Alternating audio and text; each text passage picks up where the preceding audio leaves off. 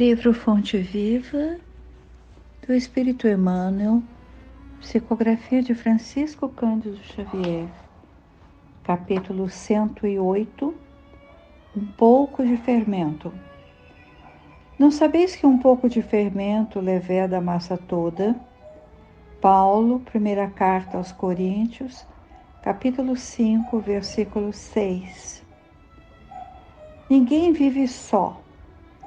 Nossa alma é sempre núcleo de influência para os demais.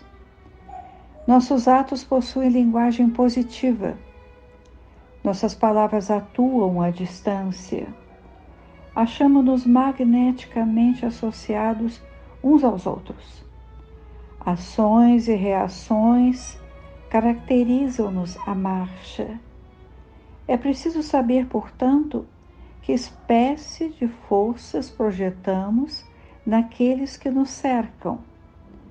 Nossa conduta é um livro aberto.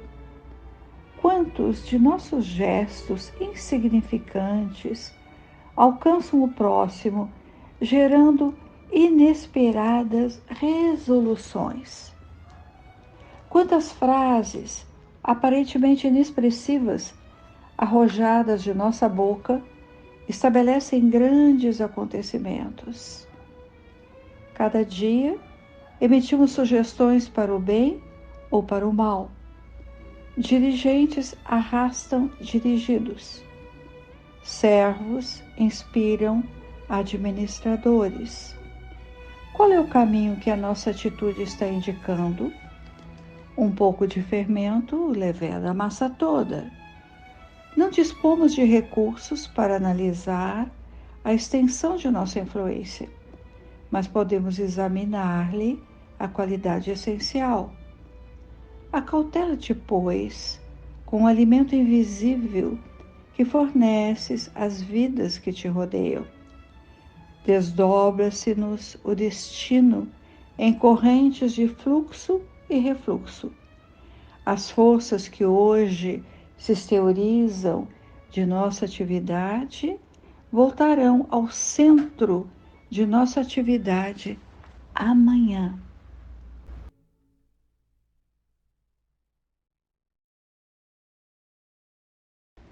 Paulo está em Éfeso, na Ásia Menor. E de lá ele escreve para a comunidade de Corinto. As pesquisas dizem que houve uma ou outra primeira carta aos Coríntios. Mas essa que nós estudamos agora é considerada a primeira epístola. Ao lermos a epígrafe escolhida dentre muitos outros versículos da carta, nós até podemos pensar assim: Paulo está estimulando os cristãos de Corinto.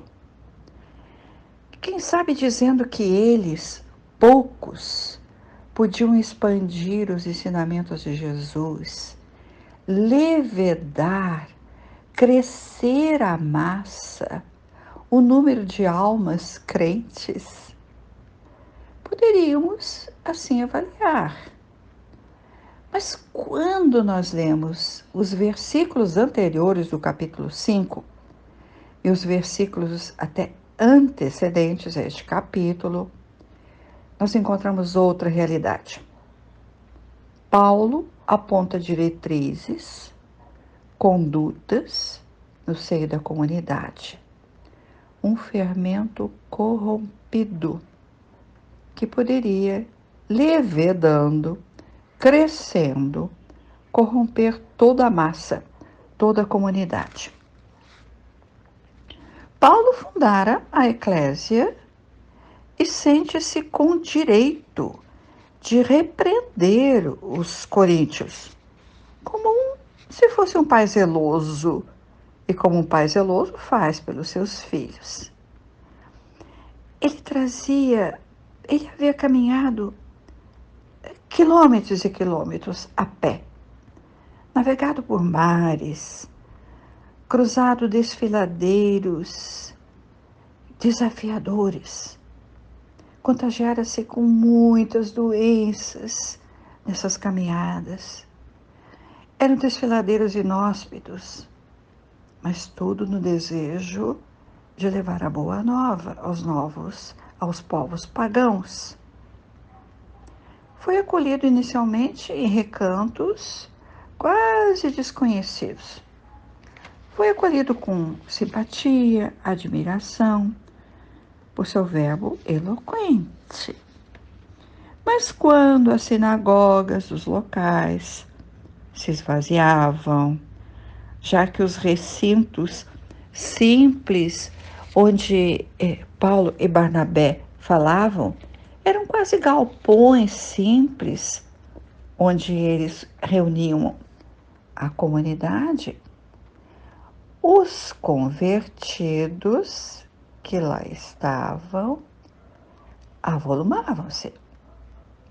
Então, os judeus viam em Paulo um desertor, o inimigo das leis mosaicas, e, sobretudo, aquele que lhes subtraía a audiência e, em consequência, o rendimento dos sacrifícios nas sinagogas, que eram sempre cobrados, como nós sabemos. A esses judeus, muitas vezes se associavam os adoradores de deuses da tradição grega.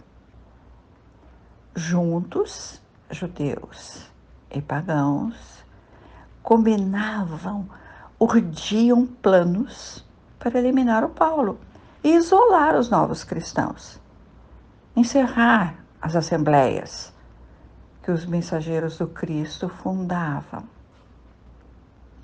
Assim, por exemplo, aconteceu em Listra. Paulo, ao falar na praça pública, cercado por gentios simples, homens, mulheres, crianças, é apedrejado por grupos associados para a eliminação do apóstolo do Messias. Paulo resiste ao ataque pacificamente. Lembrando de Estevão, o mártir da Casa do Caminho, que tinha sido apedrejado por sua ordem em Jerusalém, tempos anos atrás. Cabia agora a ele, Paulo, sofrer as dores que infligira a Estevão. Levado, depois de um tempo de violência, por alguns cristãos que se disfarçavam, levado ao monturo da cidade, onde colocavam de tudo, inclusive os cadáveres, ao monturo então dessa cidade de Listra, porque os apedrejadores o julgavam já sem vida. E Paulo foi socorrido depois pelo adolescente Timóteo. Este é um episódio que Emmanuel narra com tanta emoção e delicadeza no livro Paulo e Estevão.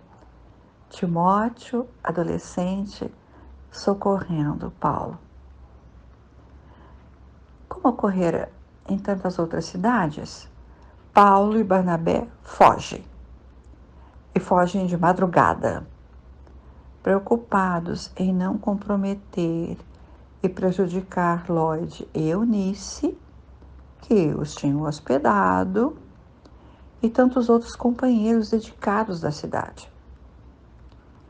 Apesar das perseguições e imposições das sinagogas, as eclésias fundadas por Paulo na Ásia e na Macedônia continuavam vivas e prosperavam, recebendo, mais tarde, a visita dos missionários. Agora, porém, a preocupação com os coríntios, com a comunidade de Corinto, era diferente. Havia, sim, em Corinto perseguições e ataques que feriam o corajoso apóstolo. Mas o que mais lhe feria era a intimidade da igreja, aquela igreja no sul da Grécia. O que lhe feria era o comportamento de novos adeptos cristãos. Paulo conhecia bem a fama de Corinto, uma cidade cosmopolita e de costumes frouxos, devassos, prostituição, intrigas, licenciosidades, mas se entristecia com os rumos da igreja. Daí a carta que ele escreve, advertindo energicamente, severo, o comportamento de membros da comunidade. Então vamos ler parte do capítulo 5 para entender melhor o teor dessa carta aos Coríntios. Já é público que entre vós reina a imoralidade. E imoralidade tal como nem entre os gentios, pois dá-se o caso de um ter a mulher de seu pai. Há uma nota no Novo Testamento que eu consultei que diz que Paulo aborda aqui dois problemas: um caso de incesto e o mal-entendido causado por uma amonestação precedente de Paulo a respeito do trato com os cristãos culpados. Vamos seguindo os versículos. E ainda estáis orgulhosos? Não deveríeis antes estar de luto para que desaparecesse de entre vós quem cometeu tal ação? Pois eu, ausente em corpo, mas presente em espírito, já condenei como se estivesse presente quem isso fez. Não sabeis que um pouco de fermento leveda toda a massa? Afastai o velho fermento, para serdes massa nova, porquanto vós sois ázimos. Estava na época da Páscoa. Então ele ainda escreve: assim celebremos a festa, não com o velho fermento, não com o fermento da malícia e da perversidade, porém com os ázimos da pureza e da verdade. Agora, um outro elemento a considerar nesses versículos. Paulo fala do fermento que leveda, mas fala também no pão ázimo. Ázimo, sem fermento. Afinal, era a época da Páscoa dos judeus. Por que a lembrança do pão ázimo e retornando ao Velho Testamento, as origens da cultura judaica? Os judeus lembravam a libertação dos hebreus na Páscoa, a libertação da escravidão e a saída do Egito, que teve que ser muito rápida, o que impediu que os pães fossem fermentados e faz com que eles comessem pão ázimo, assim diz a tradição.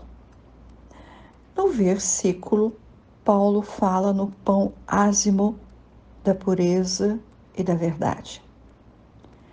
Dentro da complexidade das cartas de Paulo, podemos pensar que ele fazia referência à tradição mosaica, mas também, como sabemos agora nos nossos tempos, fermento em excesso estraga o pão, incha, e o pão que depois de frio fica achatado e diminui assim os elementos essenciais, porque ele inchou. Elementos essenciais, o trigo, os grãos, etc. Paulo adverte os companheiros para a contaminação, a influência dos maus costumes, que como o fermento, espalha-se pela massa. Como poderia lembrar que o bom exemplo também se espalha, faz crescer e traz o pão substancioso da moralidade e do bem? O que escreve Emmanuel no texto? Um pouco de fermento. Adverte como fez Paulo na epístola, mas esclarece com os termos de agora. Vejamos. É no ponto corrupção de costumes no seio da comunidade que Emmanuel se vale para trazer as reflexões para a atualidade. Vivemos fermentados pelo egoísmo, pelo orgulho, perversidade. Se este velho fermento crescia a massa dos coríntios desatentos, também fermenta a massa que nós somos.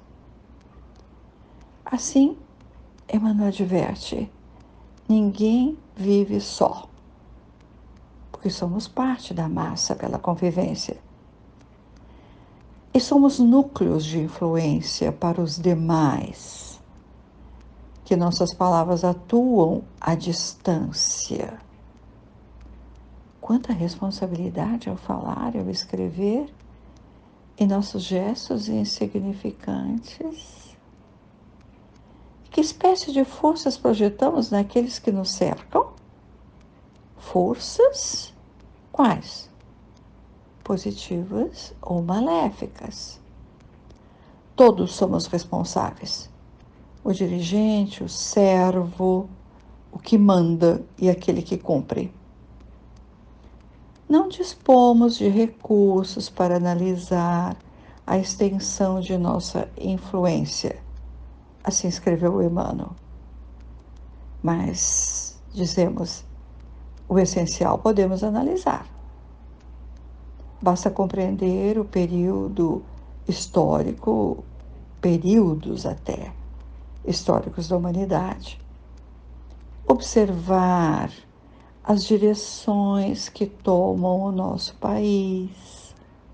Refletir naquilo que dizemos e agimos em nossos lares. Quantas influências estamos dispersando ao nosso redor